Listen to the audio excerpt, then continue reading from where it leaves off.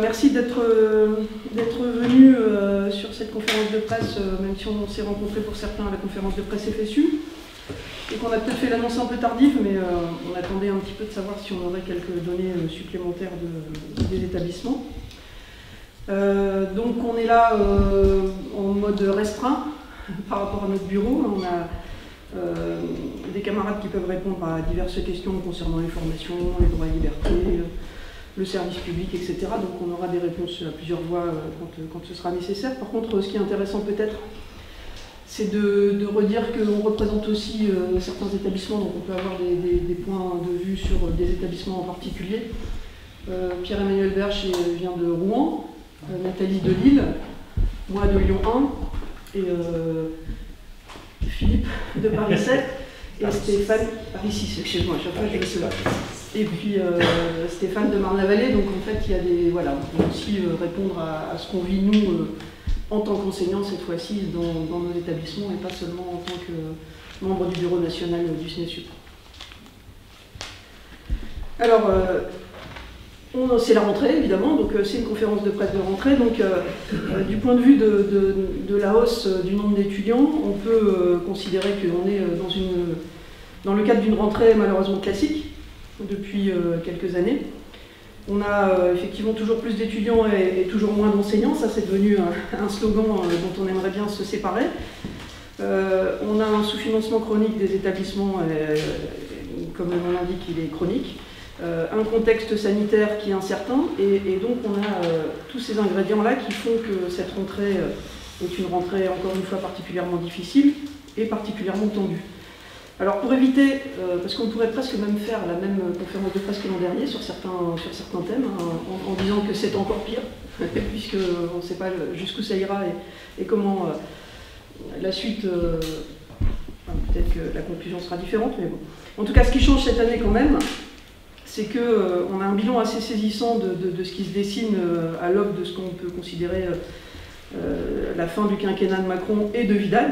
Donc on a un bilan qui est saisissant, et on a déjà eu l'occasion de l'évoquer avec vous, mais ça peut paraître un peu décalé de tirer un bilan en pleine période de rentrée, mais au contraire, ça nous semble justement intéressant, puisque c'est en ces temps de rentrée qu'on prend la mesure des forces en présence et des impasses auxquelles les collègues sont confrontés sur le terrain.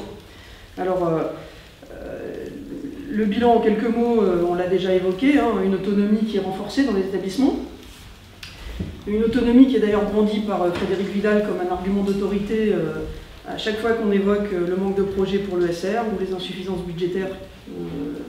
On nous renvoie systématiquement, oui mais les établissements ont l'argent, ils en font ce qu'ils veulent, ce n'est pas de notre faute s'ils le dépensent mal. Ensuite, on a une dérégulation des diplômes qui se poursuit. On a de plus en plus de diplômes d'établissements qui sont habilités et qui passent au CNESER par exemple. La dérogation au code de l'éducation pour les établissements expérimentaux, on en a fait un petit paragraphe dans le dossier de presse. Ces établissements expérimentaux se multiplient chaque jour et on a un fonctionnement démocratique qui est largement mis en péril dans ces établissements, on y reviendra si vous le souhaitez. L'ouverture au privé et la marchandisation des formations, c'est également de la tendance qui s'est dessinée durant le quinquennat. La mise en concurrence des établissements, la généralisation du financement par appel à projet, contre les financements pérennes qui ne font que donc renforcer la pression sur les enseignants, les chercheurs, les collègues, et on voit apparaître des financements sur projet sur des sujets qui, normalement, devraient être largement financés de façon pérenne. Un sujet, par exemple, comme les violences sexistes et sexuelles, on a un plan national de lutte contre les violences sexistes et sexuelles qui va être déposé visiblement avant la fin du mois de septembre. Ce qui est assez frappant, c'est que là encore, le financement qui est proposé, c'est un financement par appel à projet. Quand on est sur le développement de l'enseignement hybride, le financement qui est proposé, c'est un financement par appel à projet. Qui dit appel à projet, dit évidemment financement pas pour tout le monde, c'est les projets qui seront retenus. Or, quand on parle de financement de lutte contre les violences sexistes et sexuelles, on pourrait quand même s'attendre à ce que toutes les victimes soient traitées de la même manière et que donc chaque établissement ait les moyens, quels qu'ils soient, de pouvoir suivre ses victimes. Concernant l'enseignement hybride, c'est pareil, s'il est amené à se généraliser, on devrait pouvoir faire en sorte que tous les établissements aient les mêmes moyens, quelle que soit leur situation géographique, pour mettre en place ces formations. Donc ce financement par appel à projet, on a souvent tendance à en parler quand on évoque la recherche, mais c'est une modalité qui se développe quel que soit le champ, recherche, formation, lutte contre le harcèlement, etc. Et ça nous pose vraiment un vrai problème d'égalité de traitement sur le territoire. Donc ça, c'est un bilan aussi, ça fait partie du bilan du quinquennat. Alors hier, lors du Knesset de rentrée, pour certains peut-être que vous y étiez, ou vous avez eu en tout cas des retours, Frédérique Vidal a une nouvelle fois salué l'engagement des personnels de l'ESR. Elle a salué le niveau la résilience de l'enseignement supérieur. Elle a aussi salué une hausse du budget exemplaire de son point de vue, évidemment. Donc on est encore une fois sur une caricature. Quand on connaît la réalité des formations aujourd'hui, on a de toute évidence pas la même conception de l'ESR. En tout cas, on vit dans des mondes sans doute parallèles, puisque notre ESR n'est pas visiblement l'ESR de notre ministre. Donc les remerciements ne suffisent pas. On a d'ores et déjà des retours de collègues qui sont très fatigués, qui se sentent déconsidérés. Et puis, en cette période de mobilisation autour de l'emploi, des salaires, etc., on peut rappeler quand même que leurs salaires sont bloqués depuis des années, que le pouvoir d'achat des enseignants et des enseignants-chercheurs, et donc dans le SUP, c'est pareil que dans les autres niveaux d'enseignement, le pouvoir d'achat ne cesse de baisser. Et les mesures LPR qu'on nous vend comme étant la solution miracle ne résoudront rien, puisque tout au plus elles vont creuser les inégalités. On pourra y revenir si vous le souhaitez. Alors si je retiens 3 points pour terminer, en tout cas pour organiser peut-être le temps de discussion, je voudrais retenir le premier point, c'est toujours plus d'étudiants et moins d'enseignants. Vous avez les chiffres dans le dossier de presse, je ne vais pas y revenir, on pourra y revenir quand même. Mais du coup, un exemple frappant, très symbolique de ce que ça signifie, c'est la rentrée en STAPS et ce qui s'est passé donc, au STAPS de Rennes 2, ce qui se passe au STAPS de Rennes 2 depuis le mois de juin, avec une journée de mobilisation lundi.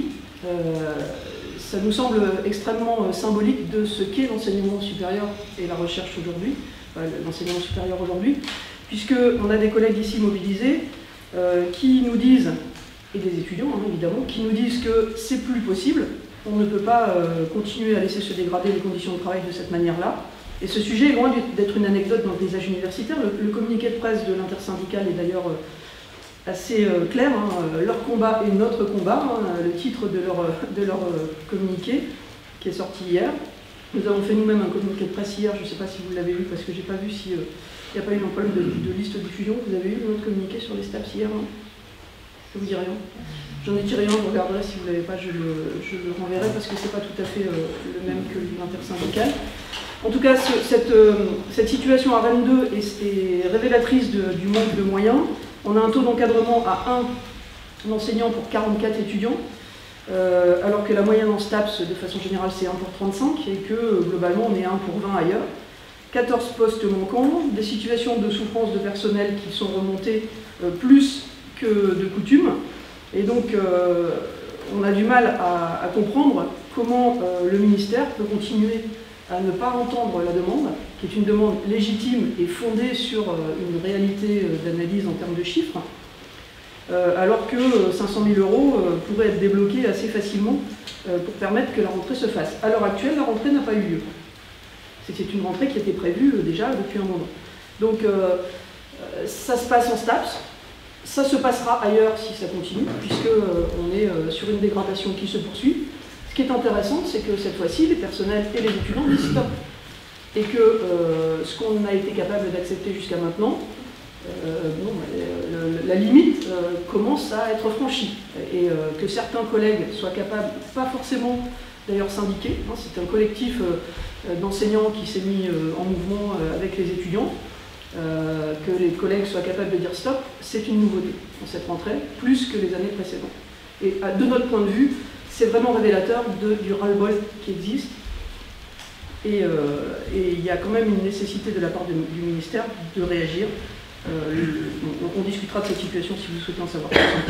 Le deuxième point, c'est le sous-financement chronique des établissements, je l'ai évoqué un peu. On a une ministre qui, systématiquement maintenant, depuis l'année dernière, ça devient une tendance assez régulière, qui met dos à dos la conférence, enfin, les universités et le ministère. Et donc systématiquement, quand on lui dit, on évoque le sous-financement, elle renvoie sur les établissements au nom de l'autonomie en disant les établissements ont les moyens de financer des postes, les établissements ont les budgets nécessaires, ils dépensent leur argent comme ils le souhaitent, donc s'il n'y a pas de poste, c'est de leur faute. Et de l'autre côté, on a une CPU ou des présidences d'université de façon indépendante qui nous disent, nous, on est dans l'incapacité financière de créer des postes et de répondre aux besoins. Donc on est dans une impasse, systématiquement, et les chiffres penchent quand même, de notre point de vue, plutôt du côté de l'analyse qui est faite par les présidents d'université qui nous disent être pris à la gorge.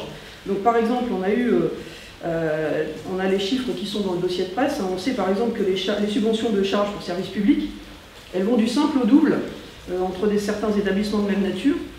On a 5 000 € pour un étudiant à Angers, quand on a 10 000 € pour un étudiant à Paris-Sorbonne, je pense que c'était Paris-Sorbonne, pour normalement des formations qui sont identiques et un établissement de même nature. On a de la même manière des disparités en termes d'emploi du temps plein pour un étudiant. Alors j'ai plus les chiffres exactement en tête, mais il me semble que c'était 4 pour Nice et 11 pour Paris-Saclay, mais bon, voilà, on a des fortes disparités, donc qui vont du simple au double en termes de subventions pour charges de service public et du simple au triple pour l'encadrement des étudiants. Excusez-moi, j'ai pas compris le 4 et le 11, ça correspond à quoi? Le 4 et le 11 au nombre d'emplois du temps, enfin de postes en fait, d'enseignants pour un étudiant. 100 étudiants, excusez-moi. C'est le taux d'encadrement, non? Voilà, c'est ça. Oui. Ouais, mais c'est parce que... les équipes de l'enfant à travailler. Oui, j'avais pas ça compris, bien sûr. Ok. Oui, c'est ça. Mais après, le taux d'encadrement, on peut en parler de tellement de façons que, quand je vous ai évoqué tout à l'heure un enseignant pour 44, c'est du coup le taux d'encadrement stable. Ah, mais là,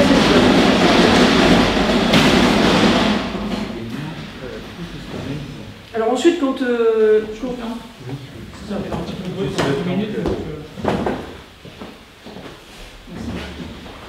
Quand Frédéric Vidal nous dit que les établissements ont les moyens de financer, elle oublie aussi que depuis 3 ans, le GVT, la fin du financement du GVT, c'est il y a 3 ans, donc ça.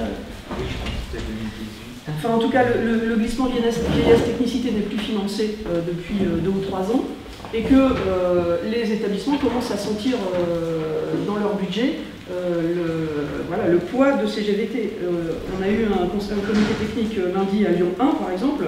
Les chiffres qui sont annoncés par le DGS sont assez parlants, puisqu'ils nous évoquent 1 million d'euros de coûts pour le GVT sur une année, pour l'université, et puis ce qui correspond donc à l'équivalent d'un recrutement de 7 PU de 10 mètres de conf, où on peut encore décliner ça avec d'autres personnels, mais pour ce qui nous intéresse ici, Lyon 1 doit dépenser l'équivalent de 7 PU ou de 10 MCF, alors, au lieu de les mettre au recrutement. D'accord ? Donc on est ici sur une gestion de la pénurie et des choix qui doivent être faits par les établissements entre le gel de poste,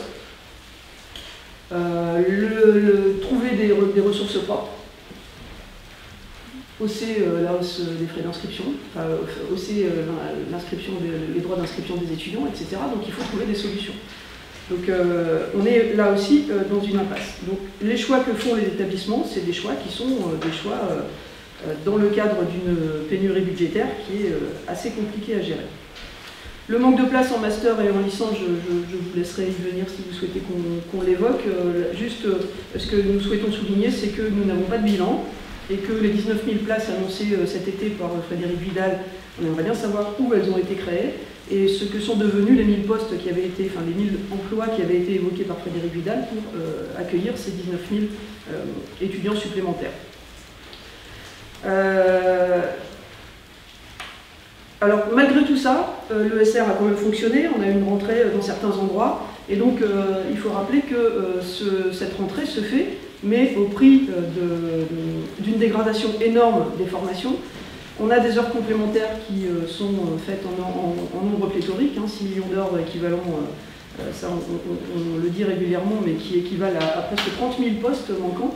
Alors ça ne veut pas dire que toutes les heures complémentaires doivent être remplacées par des postes pérennes, mais quand même ça donne la mesure du nombre d'heures supplémentaires effectuées pour que ça tourne. On recrute à tire-larigot des contractuels sous-payés, surchargés, puisqu'il y a 145 000 vacataires aujourd'hui.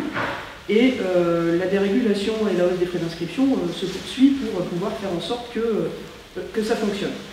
Le dernier point, et j'arrêterai là, c'est déjà trop long, c'est le 100% présentiel qui vous, sans doute nous questionne aussi, puisqu'on nous pose régulièrement la question, alors ce 100% présentiel, qu'en est-il?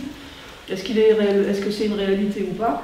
Alors, ce qu'on peut dire, c'est qu'effectivement, il y a un retour des étudiants sur les campus, ça c'est clair, et que dans de nombreux endroits, le présentiel est quasiment la seule modalité d'enseignement qui existe.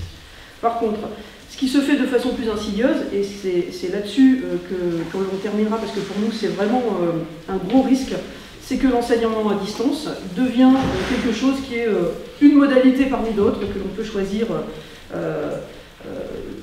si on le souhaite. Et je reprendrai encore le cas de Lyon 1, puisqu'on a eu l'occasion de voir le plan de rentrée lundi. Dans le plan de rentrée est écrit noir sur blanc, conformément aux directives figurant dans la circulaire du MESRI, etc., Lyon 1 accueille à nouveau les étudiants en présentiel, à concurrence de ses capacités d'accueil globales. Donc si ça s'arrêtait là, ce serait parfait. Sauf qu'est ajoutée derrière une phrase qui montre exactement où on en est. Les équipes pédagogiques disposent d'une totale autonomie pour organiser leur enseignement, entre parenthèses, présentiel, commodal ou distanciel. Totale autonomie des enseignants pour organiser leur emploi du temps. Qu'est-ce que ça donne? Ça donne donc des équipes pédagogiques qui, pour certaines, peuvent choisir d'être en distanciel. Alors, quand on dit à distance, hein, c'est en distanciel, on peut discuter du terme, mais en tout cas, d'être à distance. Imaginons, il y a 5 enseignants, le 5e ne souhaite pas faire à distance. Comment on fait?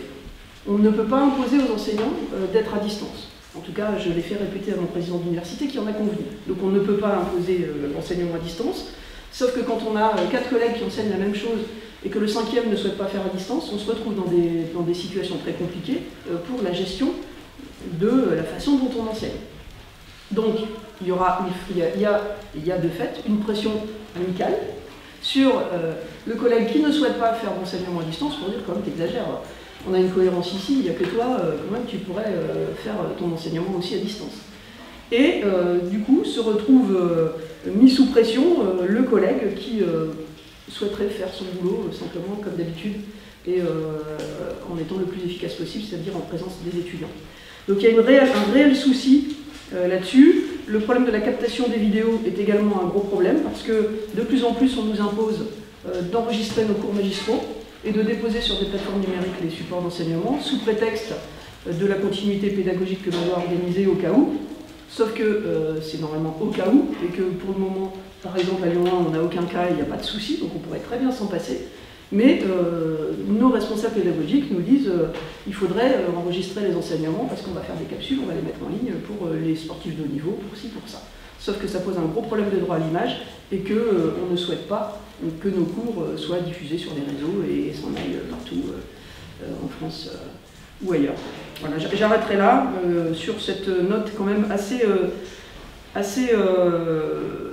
inquiète quant à l'évolution de notre métier vers un enseignement qui pourrait se faire à distance et qui simplifierait tellement les choses en termes d'investissement financier nécessaire. Peut-être qu'on va chercher